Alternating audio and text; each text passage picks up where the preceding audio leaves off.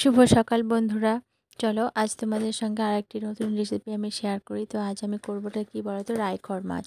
তো এগুলো বড় বড় রাইখর মাছ। রাইখর মাছ কিন্তু ছোটোটা খেতে সবথেকে ভালো লাগে। তো যাই হোক, আজকে রাইখর মাছ বড়টা এনেছে। তো রাইখর মাছের এমনি সাধারণভাবে সিম্পল নতুন আলু দিয়ে ঝোল করব আমি। আর দেখো, একটা সবজি করব, পেঁপের ডালনা। তো রাইখর মাছটাকে আমি ভালো মতো সুন্দর করে পরিষ্কার করে নিয়ে, ধুয়ে পরিষ্কার করে নিয়ে ভেজে নিয়েছি লাল করে। আর ওই তেলে রান্নাটা আমি সর্ষের তেলে করব। পোস্ত বাটা করতে চেয়েছিলাম, দেখছি ঘরে পোস্ত নেই। তো ভাবলাম সিম্পল ঝোড়ি করি নতুন আলু দিয়ে। নতুন আলু আমি কেটে রেখেছি। এদিকে একটু কালো জিরে ফোড়ন দিয়ে দিলাম। কালো জিরেটা যেন পুরো ফুটে না যায়, তার আগে মশলা দিয়ে দিতে হবে। এখানে পেঁয়াজ আদা রসুন আমি কেটে রেখেছিলাম, সেটা দিয়ে দিলাম। নতুন আলু টমেটো দিয়ে কষিয়ে নেব। কষিয়ে নিয়ে জল দেব। আর জিরে গুঁড়ো অবশ্যই দেবে। আদা পেঁয়াজ রসুন জিরে, জিরে বাটা এগুলোই।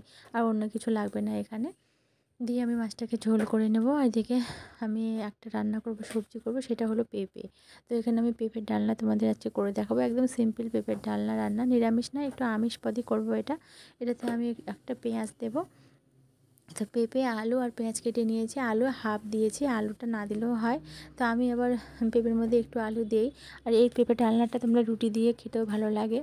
তো আমি একবারই করে নিয়েছি যাতে আমাদের দুই বেলার হয়ে যায়, সেই জন্য একটু পেঁপেটা, গোটা একটা পেঁপে দিয়েছি। তো পেঁপেটাকে আমি এখানে ঝোল এদিকে আমার কষছে। পেঁপে আমি ধুয়ে পরিষ্কার করে কেটে ডুমো ডুমো করে কেটে ধুয়ে পরিষ্কার করে রেখে দিয়েছি। এদিকে কড়াই চাপিয়ে দিয়েছি, কড়াইয়ের মধ্যে একটু তেল দেবো, দিয়ে পেঁপেটাকে আমি ভেজে নেব। আলু পেঁপে দিয়ে দেবো, ফোড়নে দিয়ে দেবো এখানে 5 ফোড়ন। আর কিছু দেবো না, কাঁচা লঙ্কা তো লাগবেই।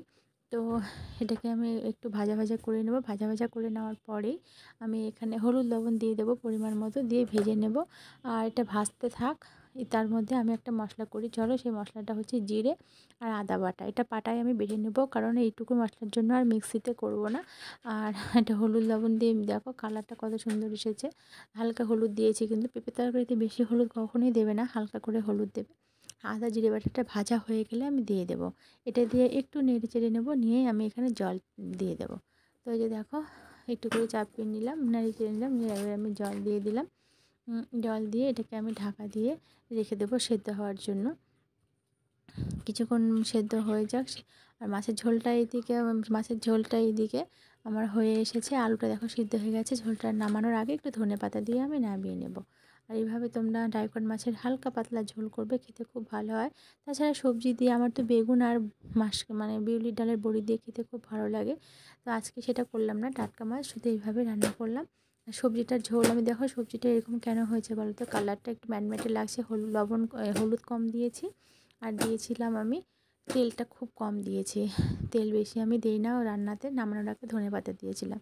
টাটা।